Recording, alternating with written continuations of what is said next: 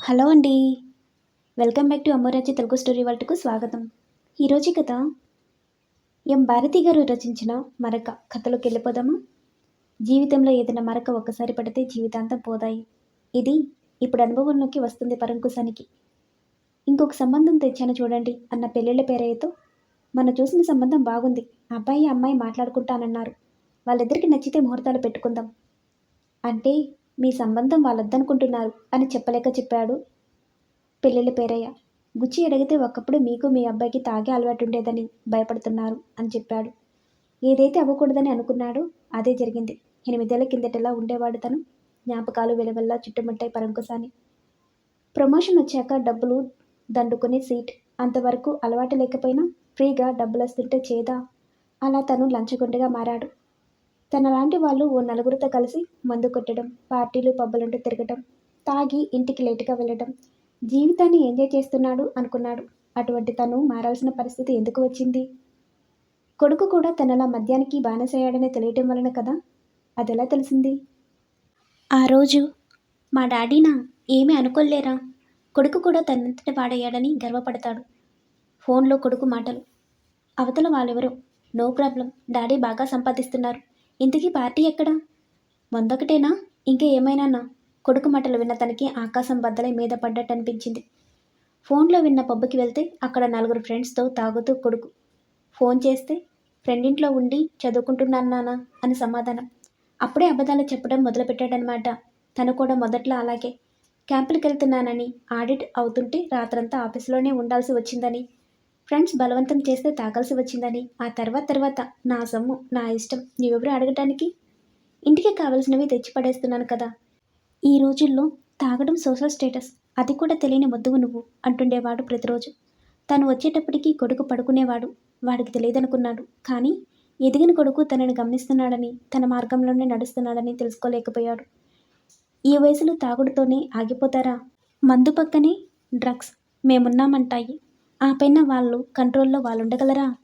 ఒక్కసారి వ్యసనమంటూ అలవాటైతే ఎంతకైనా దిగజారుతారు. అది తనకు అనుభవమే. అసలే ఉడుకు రక్తం. పేపర్లో ఎన్ని చూడటం లేదు? దొంగలుగా మారిన స్టూడెంట్స్, తాగిన మైకంలో ఫ్రెండ్స్ మధ్య గొడవ, ఒకరికి హత్య. అడిగిన వెంటనే డబ్బులు ఇవ్వలేదని తండ్రిని కత్తితో పొడిచిన కొడుకు. పేపర్లో హెడ్డింగ్స్ భయపెడుతూనే ఉన్నాయి. తన కొడుకుని అటువంటి పరిస్థితుల్లో ఊహించుకుంటూనే తల బద్దలైపోతుంది. ఒక పెగ్గేస్తే అనిపించింది. కాలు కౌంటర్ వైపు లాగాయి. కానీ బుద్ధి బయటకు నడిపించింది. ఇప్పుడేం చేయాలి? తను మారకపోతే? కొడుకు తన తోవలోనే. తప్పదు, మారాలి. అప్పటి నుంచి ఆ అలవాటు మార్చుకోవడానికి తనెంత కష్టపడ్డాడో. ఇంట్లో చెప్పకుండా క్యాంప్ అంటూ డీ అడిక్షన్ సెంటర్లో చేరి అలవాటైన మందు పడకపోయేటప్పటికి వాళ్ళంతా మంటలు, తిమ్మిర్లు, కళ్ళు తిరిగిపోతున్నట్టు మానసికంగానూ శారీరకంగానూ ఎంత యాతన పడ్డాడు. ఆ మెడిసిన్ వాడుతున్నప్పుడు, చికిత్సలో భాగంగా కొంచెం మందు తాగినప్పుడు గుండె ఆగిపోతుందేమోనంత భయం. వేగంగా దడదడ కొట్టుకునేది. ఆయాసం, ఏదో అయిపోతుందన్న భయం. చికిత్సలోనే చనిపోతానేమోనంత భయమేసేది. నరక యాతన అనుభవించాడు. ఆఖరికి ఎలాగైతేనే ఆ పాడు అలవాటు నుండి బయటపడ్డాడు. అప్పటి నుండి ఇంటికి త్వరగా వచ్చి కొడుకు కోసం చూస్తే వాడు బాగా తాగొచ్చి ఫ్రెండ్స్ బర్త్డే పార్టీ అని ఒకరోజు, మా ఫ్రెండ్ ఛాలెంజ్ చేశారు డాడీ, అయినా నేను తాగలేదని మరొక రోజు, తాగితే తప్పేంటి డాడీ, మీరు కూడా తాగుతున్నారు కదా అంటే ఇంకొక రోజు. వాడిని చూసి ఎంత బాధపడ్డాడు, వాడిని మార్చడానికి ఎంత కష్టపడ్డాడు. అప్పుడు అర్థమైంది తను తాగుతున్నప్పుడు తన భార్య సుమతి ఎంత బాధపడిందో. ఎలాగైతేనే 6 నెలల తర్వాత కొడుకు మారాడు. మందు జోలికి పోలేదు. అప్పటి నుండి తమది హ్యాపీ ఫ్యామిలీ అన్నీ మారిపోయాయి అనుకున్నాడు. కుటుంబం గాడిన పడింది అనుకున్నాడు. కానీ ఇప్పుడు అర్థమవుతుంది, ఒక్కసారి పడిన మరక అంత సులువుగా పోదని. అదిప్పుడు తన కొడుకు భవిష్యత్తుకి ఎసిరి పెడుతుందని. ఇప్పుడేం చేయాలి? అమ్మాయి తండ్రి దగ్గరికెళ్ళి ఇప్పుడు అటువంటిదేమీ లేదని బతిమలాడుకోనా ఆలోచిస్తున్నాడు పరంకుశం. చదువుకునేటప్పుడు మీకు తాగే అలవాటు ఉండేదట కదా. మీ నాన్నగారు కూడా కొన్నాళ్ళు తాగేవారట కదా. మా నాన్నగారు మీ విషయంలో భయపడుతున్నారు. నిజమేనా? బాంబులా దూసుకొచ్చిందామె ప్రశ్న. అయోమయంగా చూశాడు సూర్య. మీ గురించి ఎంక్వైరీలో తెలిసింది తాఫీగా అందామె. ఏమంటాడు? తండ్రి గుర్తుకు వచ్చాడు. నాన్న కూడా తన కోసమే కదా. జ్ఞాపకాలు చుట్టుముట్టాయి సూర్యను. నాన్న తాగుతాడని తనకెప్పుడు తెలిసింది? నాన్న వచ్చేటప్పటికి లేట్ అవుతుంది. ఆఫీస్ పని ఎక్కువగా ఉంటుంది. ఇంటికి వచ్చేటప్పటికి లేట్ అవుతుంది. ఇప్పటికీ పడుకో, రేపు ఉదయం చెబుదువు గాని అని అమ్మ చెప్తున్నా వినకుండా ఇంజనీరింగ్ ఫస్ట్ ఇయర్లో సెమిస్టర్ ఎగ్జామ్లో క్లాస్ ఫస్ట్ వచ్చానని చెప్తే నానంత సంతోషపడతాడని దొంగ నిద్ర నటిస్తున్నాను. తనకు ఆ రోజు తెలిసింది నాన్న తాగుతాడని. అంతవరకు నానే తనకు ఆదర్శం. నాన్నలా బాగా చదువుకోవాలి, మంచి ఉద్యోగం తెచ్చుకోవాలి అన్నదే తన లక్ష్యం. కానీ మొదటిసారి తెలిసింది నానేమిటో. అప్పుడు అర్థమైంది అమ్మ రోజు తనను తొందరగా పడుకోమని ఎందుకు చెప్పేదో. అది వరకలా నాన్న ఇంటికి తొందరగా రావటం లేదని. అడిగినప్పుడు ప్రమోషన్ వచ్చాక ఆఫీస్ పని ఎక్కువగా ఉంటుంది, నువ్వు బాగా చదువుకుంటే నాన్నకి స్ట్రెస్ ఉండదు అని అమ్మ చెబితే నిజమేనని నమ్మాడు. అలాగే చదువుకుంటున్నాడు. ఆ రోజు అర్ధరాత్రి దాటాక వచ్చిన నాన్న మాటలు వింటే నాన్నలా అనిపించలేదు, వేరే వ్యక్తిలా అనిపించాడు. ఏదైనా పార్టీ ఏమోనని అనుకున్నాడు ముందు. ఎదిగే వయసు, ఆలోచన పరిధి పెరుగుతుంది. నాన్నను గమనించడం మొదలుపెట్టాడు. ప్రమోషన్ వచ్చాక నాన్న పూర్తిగా మారిపోయాడన్న విషయం అర్థమైంది. ఆ విషయం తన వరకు రాకుండా ఉండటానికి అమ్మ పడే తాపత్రయం గమనించాడు. తాగిన వాళ్ళ గురించి అందరూ ఎందుకంత భయపడతారో అర్ధరాత్రి దాటాక ఇంటికొచ్చిన నాన్న ప్రవర్తన చూస్తుంటే తెలుస్తూనే ఉంది. పెద్దవుతున్నాడు, వాడికి తెలిస్తే బాగుండదు. ఈ తాగుడు మానేయండి అని అమ్మంటే నాన్న చేయి చేసుకోవడం, శబ్దం బయటికి రాకుండా అమ్మ ఏడవటం, ఏమీ జరగనట్టు తెల్లవారితే తనతో మామూలుగా ఉండటం. తనకు తెలియకూడదని అమ్మ, తనకు తెలుసనే విషయం అమ్మ గ్రహించకూడదని తాను దాగుడు మొట్టలు ఆడుతూనే ఉన్నారు. డ్రగ్స్, ఆల్కహాల్ వాడకం కాలేజీ క్యాంపస్లో తగ్గించడానికి ఇచ్చిన సెన్సిటైజేషన్ ప్రోగ్రాంలో ఒక షార్ట్ ఫిలిం ముందు ఫ్రెండ్స్ ఒత్తిడి తట్టుకోలేక ఎలా మొదలుపెట్టారో, ఆ తర్వాత వాటికెల్లా బానిసవుతారో, ఆ మత్తులో వాళ్ళ ప్రవర్తన ఎలా ఉంటుందో, అవి లేకపోతే వాటి కోసం వాళ్ళెంత నీచానికి దిగజారుతారో, కుటుంబాలు ఏ రకంగా విచ్ఛిన్నమవుతాయో కళ్ళకు కట్టినట్టుగా చూపారు. ఇంట్లో ప్రత్యక్షంగా చూస్తూనే ఉన్నాడు. ఏదో చేయకపోతే ఆ కౌన్సిలర్ చెప్పినట్టు నాన్న తమకు దక్కడు. కొన్నాళ్ళకి తమ కుటుంబం కూడా ఆ షార్ట్ ఫిలింలో చూపించినట్టే ఆ ఆలోచన భరించలేకపోయాడు సూర్య.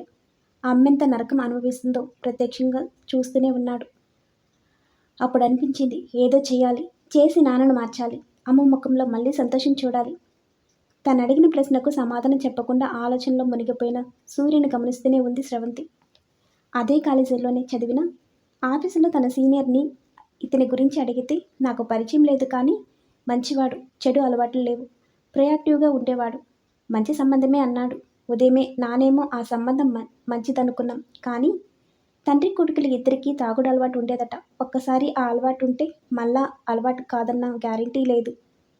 మనకు ఆ సంబంధం వద్దు, ముందనుకున్నట్టుగా నువ్వు అబ్బాయిని కలవకు అన్నాడు. అదే మాట తన కొలిక్తే చెప్తే వాళ్ళ నాన్న సంగతి తెలియదు, కానీ సూర్య మాత్రం టీటోటలర్, మందు ముట్టడు. నీకు ఫనీ ఇన్సిడెంట్ చెప్పనా? యాన్యువల్ డే సెలబ్రేషన్ అయ్యాక ఆర్గనైజర్స్ అందరం మందు పార్టీ చేసుకుని వెళ్తుంటే నైట్ పెట్రోలింగ్ పోలీసులకు దొరికిపోయాం. అందరం బీట్ టెస్ట్లో ఫెయిల్ అయ్యాం. సూర్య దగ్గరికి వెళ్తే మందు కంపు కొడుతుంది, కానీ బీట్ టెస్ట్లో నెగిటివ్ వచ్చేవాడు. పోలీసులకి పిచ్చెక్కిపోయారు. ఎన్నిసార్లు బీట్ టెస్ట్ చేశారో వాడికి. ఆఖరికి షర్ట్ తీసి వచ్చాడు. అప్పుడు అర్థమైంది అందరికీ వాడు తాగలేదు అని, షర్ట్ మీద వంపుకున్నాడు అని. ఏంటయ్యా ఇది అని పోలీసులు అడిగితే, తాగినట్లు యాక్షన్ చేయకపోతే సీనియర్స్ ఒప్పుకోరు సార్, అందుకే ఇలాగా అన్నాడు. అది తలుచుకొని ఇప్పటికే నవ్వుకుంటాం. నాకు తెలిసి సూర్యకి ఏ దురలవాటు లేవు, మీ నాన్నగారికి రాంగ్ ఇన్ఫర్మేషన్ వచ్చినట్టుంది అనేశాడు. ఇతను చూస్తుంటే తన కొలీగ్ చెప్పిన మాటలు నిజమేననిపిస్తుంది, కానీ ఇతనేమిటి ఏమీ మాట్లాడు. సరే ఒక రాయి విసిరి చూద్దామని, నాకు తాగే వాళ్ళంటే చాలా అసహ్యం ఉంది, నేను అటువంటి వాడిని కాను అంటాడేమోనని. చూస్తే అతనేమీ సమాధానం చెప్పలేదు. మీరన్నది నిజమే అన్నట్టు తలూపాడు. ఇంకేమనాలో తోచగా, తాగే వాళ్ళ కుటుంబంలోకి పంపిస్తే కూతురు భవిష్యత్తు ఎలా ఉంటుందోనని మా నాన్న భయపడుతున్నారు అంది. అప్పుడైనా నిజం చెప్తాడేమోనని. ఏ తండ్రైనా పిల్లల భవిష్యత్తు గురించి ఆలోచిస్తాడు. మీ నాన్నగారిలా అనుకోవడంలో తప్పేమీ లేదు. మీ విషయంలో మీ నాన్నగారి నిర్ణయాన్ని నేను అర్థం చేసుకోగలను అంటూ లేచాడు. ఏం చేయాలో తెలియక ఆఖరి ఆస్త్రంగా, మీ నాన్నగారి గురించి అలా నటించారు కదూ అంది. అంతే. లేచి వెళ్ళబోతున్నవాడు ఆగి, ముందు ఆశ్చర్యంగా, ఆ తర్వాత దొరికిపోయినట్లుగా తనలో తానే నవ్వుకుంటూ వచ్చి కూర్చున్నాడు తనెదురుగా. అంటే తన అంచనా కరెక్టేనన్నమాట. ఆ వయసులోనే అంత బాధ్యతగా కుటుంబం గురించి ఆలోచించాడంటే అతను కుటుంబానికి ఇచ్చే ప్రాధాన్యం అర్థమవుతుంది. ఈ కాలంలో తాగని వాళ్ళు ఎవరుంటారు? అటువంటిది వాళ్ళ నాన్నని మార్చడం కోసం తాగినట్టు నటించాడంటే నిజంగా అభినందించదగ్గ విషయం. అటువంటి వాడు తన కుటుంబాన్ని కూడా బాగా చూసుకుంటాడు అనుకుంటూ సూర్య వైపు చూసింది.